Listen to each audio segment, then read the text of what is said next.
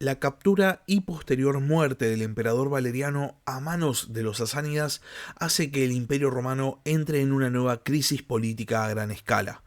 Esta no era la primera vez que un líder político romano había sido derrotado y había sido asesinado en el campo de batalla, pero sí era la primera vez que le pasaba a un emperador. Y esto era verdaderamente un problema. Roma, la Roma imperial, se había armado alrededor de la figura del emperador. Todas las victorias militares pertenecían al emperador desde tiempos de Augusto. El emperador era un garante de orden, estabilidad y también de gloria. Por lo cual, si en algún momento los ejércitos imperiales eran derrotados, generalmente se buscaba algún chivo expiatorio.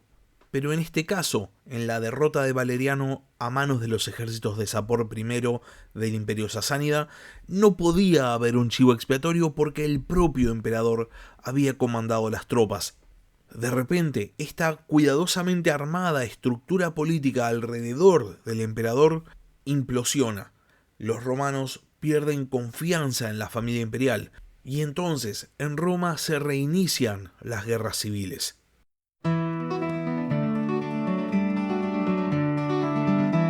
Hola a todos, sean bienvenidos al podcast de historia La Barba Roja de Barba Roja.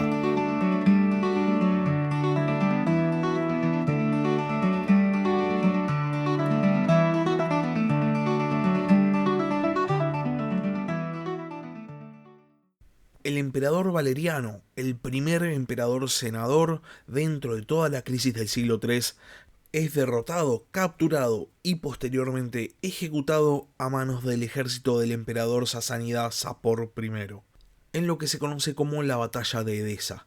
Las noticias de esta nueva debacle romana a manos de un ejército persa en la Mesopotamia llegan a Roma y entonces el sucesor de Valeriano, su hijo Galieno, asciende al trono imperial como emperador en solitario. Galieno ya había gobernado con su padre, pero bueno, ahora él era el único emperador. Galieno sabía que si la noticia de la derrota de su padre llegaba a oídos de los ciudadanos romanos, su propio gobierno se iba a ver perjudicado. Después de todo el aparato político imperial estaba armado en torno a la figura del emperador, y por este motivo decide ocultar la noticia. Sin embargo, no pasa mucho tiempo para que los romanos se den cuenta de que algo muy malo había pasado.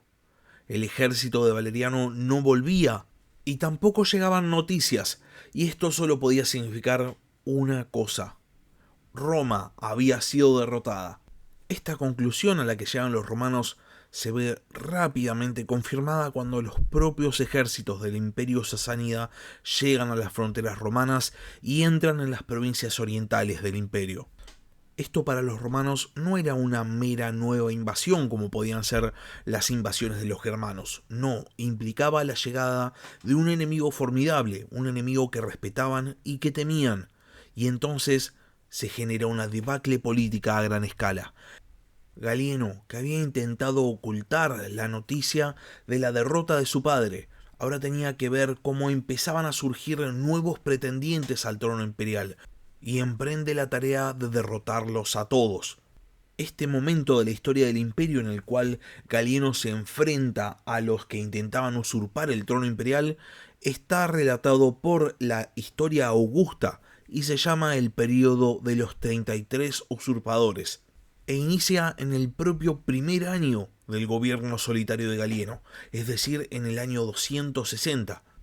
El emperador va a elegir cuidadosamente sus batallas y va a intentar preservar los dominios que le intentaba conservar.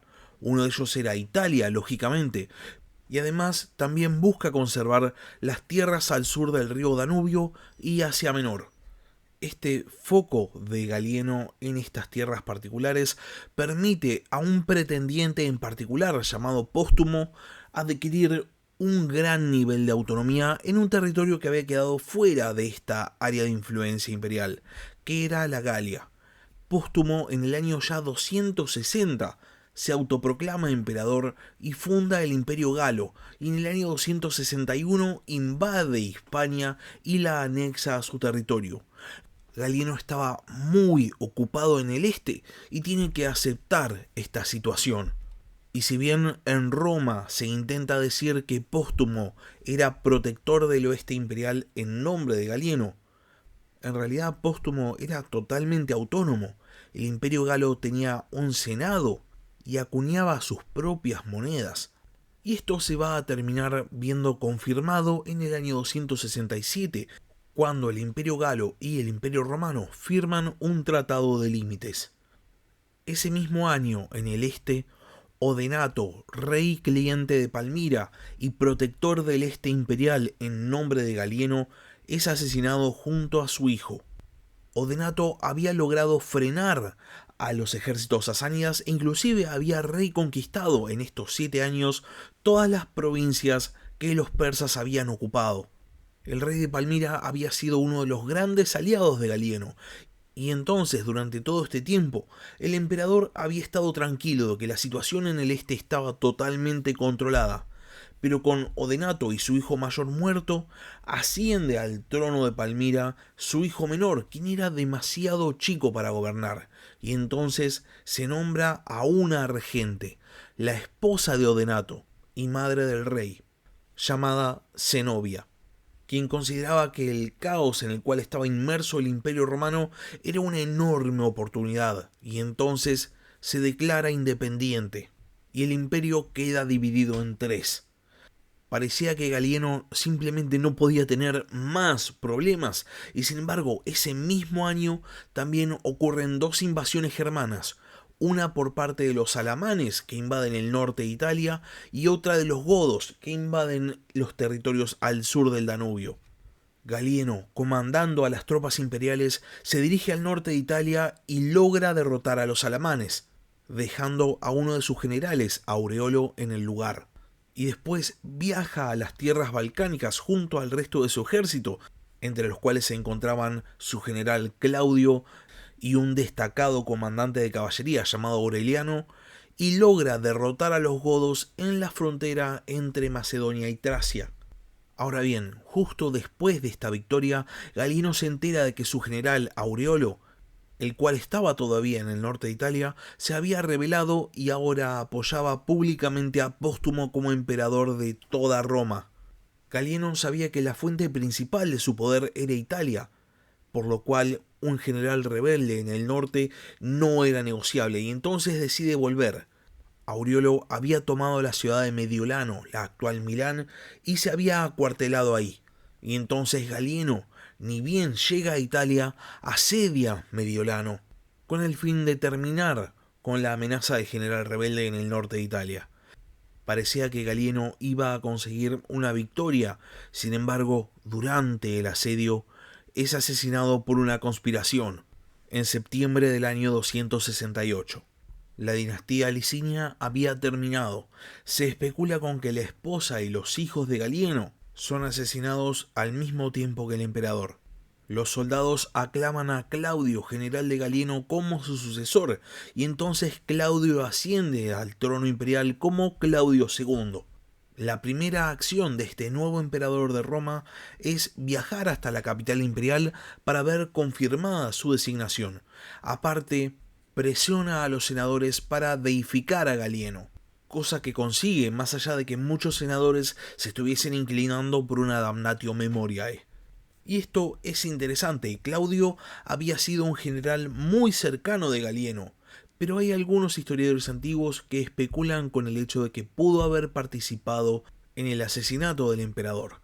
Tal vez esto era algo que los propios romanos pensaban o decían, y entonces posiblemente Claudio, como una manera de disipar estas dudas, va y lo primero que hace es hacer deificar a Galieno, y de esa manera se presenta a sí mismo como el sucesor del emperador asesinado.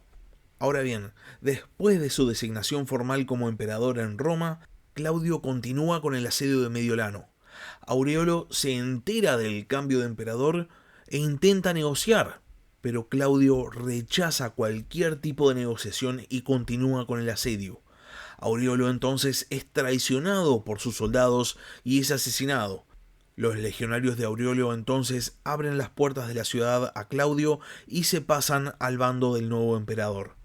Claudio decide quedarse un tiempo en el norte de Italia porque los alamanes, que antes habían sido derrotados, habían reanudado las hostilidades y ahora contaban con un ejército de cientos de miles de soldados. Claudio sabía que no podía permitir que una fuerza semejante entrase en Italia y entonces se enfrenta contra los alamanes y les inflige una derrota aplastante en lo que se llama la batalla del lago Venaco, y que representa una victoria tan grande para Roma que a Claudio se le concede el título de Germánico Máximo. Ahora bien, mientras todo esto estaba pasando, los godos, liderados por la tribu de los érulos, deciden entrar nuevamente en el territorio imperial atravesando el Danubio. Los érulos habían firmado un tratado de paz con Galieno, pero ahora parecía que ese tratado de paz no corría más, y entonces invaden al sur del Danubio y empiezan a saquear todas las poblaciones romanas que encuentran.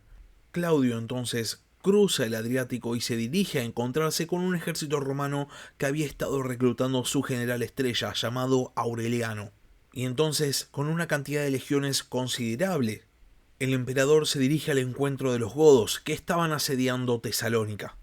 Cuando los godos se enteran de que el propio emperador se estaba aproximando hacia ellos y que venía con una fuerza considerable, deciden levantar el asedio y empiezan la retirada rumbo noroeste. Claudio entonces traza un plan. Él va a llevar a su ejército hasta un lugar donde va a tener ventaja y ordena a Aureliano que con su caballería vaya hostigando a los godos y los vaya forzando a encarar la ruta hacia el lugar que él ocupó con su ejército. De esta manera, los invasores son llevados hacia el ejército de Claudio y entonces las dos fuerzas se enfrentan en lo que se llama la batalla de Naiso, que implica una nueva gran victoria para Roma. Y si bien la victoria es adjudicada a Claudio, que de hecho se lleva el título de Gótico Máximo, en realidad parece que todo había sido mérito de Aureliano. Ahora bien, los godos que sobreviven emprenden la retirada, pero Claudio no se contenta con esta victoria y ordena a Aureliano que prosiga con el hostigamiento, y cuando la fuerza de los godos deja de ser una amenaza, ahí se le ofrece a los supervivientes que se asienten cerca del Danubio como colonos romanos. Ahora bien, no todas eran buenas noticias para Claudio. Durante su breve gobierno, Egipto pasa a formar parte del imperio de Palmira de Zenobia. Sin embargo, el otro de los rivales de Roma, el imperio galo, va a sufrir un duro golpe en este periodo. En el año 269, el general Ulpio Cornelio Leliano se proclama emperador en Germania Superior, territorio que formaba parte de la esfera de influencia del imperio galo, y entonces Póstumo se dirige a combatirlo, asediando la ciudad de Maguncia, donde Leliano se había guarecido. Póstumo logra la conquista de la ciudad, pero impide a sus soldados que la saqueen, y entonces sus propios legionarios lo asesinan, y eligen a Marco Aurelio Mario como emperador. Sin embargo, Mario no va a durar mucho en el cargo y va a ser derrocado. Parecía que el imperio galo empezaba a tambalearse y varios de los territorios que habían sido conquistados por Póstumo vuelven a estar bajo dominio romano, sobre todo Hispania. Claudio entonces parecía tener la situación prácticamente bajo control. El imperio galo parecía estar tambaleándose y el reino de Palmira era perseguido por los propios romanos como un mero anexo de Roma. Inclusive, cuando los ejércitos de Palmira derrotan a los sasánidas, Claudio se apropia de la victoria y recibe el título de Pártico Máximo. Parecía que Claudio iba a poder restaurar al imperio romano. Sin embargo, ocurre algo que deja a su proyecto trunco. Parece ser que se empieza a esparcir en Roma una plaga, traída por los godos a los cuales Claudio había derrotado. Y entonces el propio emperador se enferma y fallece en el año 270. Es sucedido por su hermano Quintilio, pero según se cuenta, en su lecho de muerte había nombrado a Aureliano como su sucesor. Las tropas de Claudio respetan el deseo del emperador fallecido y proclaman a Aureliano como nuevo emperador de Roma. Y entonces Roma tiene una vez más dos emperadores y se da inicio a una nueva guerra civil. El que salga ganador entre Quintilio y Aureliano va a ser el encargado de restaurar a Roma y por ende de restaurar al mundo. Pero eso es historia para la semana que viene. Hasta acá llegamos con el capítulo de esta semana. Si llegaron hasta acá, les recomiendo suscribirse al canal. Publico nuevos capítulos todas las semanas. Y si tienen alguna pregunta o quieren participar, pueden escribirme un comentario en la caja de comentarios de YouTube o también pueden mandarme un mail al mail del podcast, labarbarroja@gmail.com. Por último, si tienen ganas de apoyar al canal, pueden hacerlo transformándose en miembros del canal en YouTube o mediante un aporte mensual en Patreon. Les dejo el link en la descripción del capítulo. Muchas gracias por haber escuchado y hasta la próxima.